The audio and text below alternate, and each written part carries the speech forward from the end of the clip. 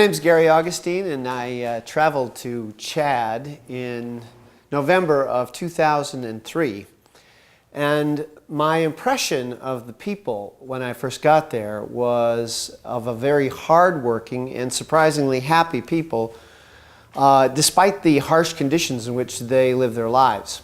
It was a very fun place to meet people because they were so willing to embrace you, and they would sing songs to you as you came in the door. There was a sense of cheerfulness that I enjoyed. There's also an amazing idea that the children that I saw all were so stunningly beautiful, and it felt like a place that maybe I wanted to be involved with in some way, because it was a place that other organizations and other groups had ignored. And Chad was a place in which people were not really investing heavily in, and it drew my attention to that. The other thing that made me want to support Mission Chad and the ideas behind it was of a controversy that exists in Africa and has, I think, up to this day, and that is whether we should send Western missionaries into the country or should we support indigenous church groups there. And Mission Chad's idea was to try to support the people there. That would allow them to develop the leadership that would make a difference for their country, but also would in some ways be quite a bit cheaper when I understood how much it would cost to actually support Western missionaries in a dangerous country like Chad, realizing that it would be much cheaper to support the people who are actually doing the work. When I met Pastor Bako and all of the people that were working, I was surprised at the tremendous passion that they had for the work they were doing, and how much they had done really without being paid.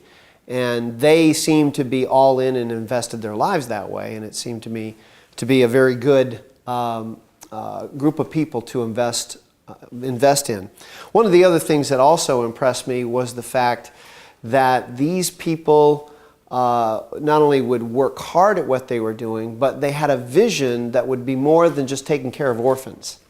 They would be taking care of a generation of people that they would plan to build into, especially education-wise, who would one day, hopefully, be in the positions of leadership in that country.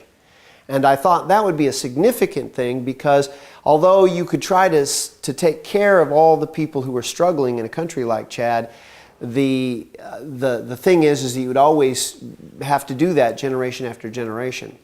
What Pastor Bako had said was to be able to invest in some children that would eventually grow up and be the educated ones in the country and take over the leadership as they were followers of Christ. That could have a tremendous effect on the ultimate results of investment in a ministry. I thought, wow, this is not just something that'll take place for a short time or while we're taking care of kids. This had very much a long-range idea for it.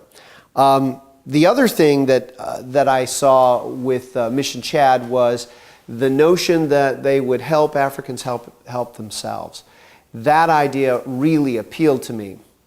I saw a lot of times that when the West came in to work into something, oftentimes there would be this is the way the West does it, and this is the way it ought to work, and sometimes that does not work.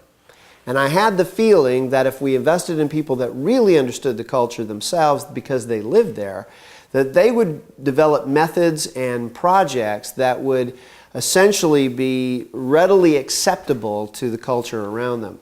And especially the idea that Pastor Bako had in helping not just Christian children, but children of any faith, particularly the Muslim faith. Many times there are organizations that will come into a place like Chad and they'll help, but only their special group.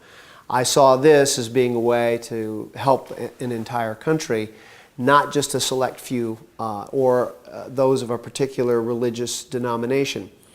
And that gave a scope to the whole idea that made me feel like investing in this particular program and investing in Pastor Bako particularly, we were at not just doing some benevolent work, but we were at a very strategic place to affect a country. And I'm involved in giving money and time to lots of projects, but it was Mission Chad that I feel the most strategically involved, that there's something about what we're doing that is powerful in that it is not just doing something here and there. It's right at the very focal point of change that I believe will take place in Chad and is already beginning to take place there. It is a gateway to sub-Saharan Africa, and to me that also meant a very strategic country to work in.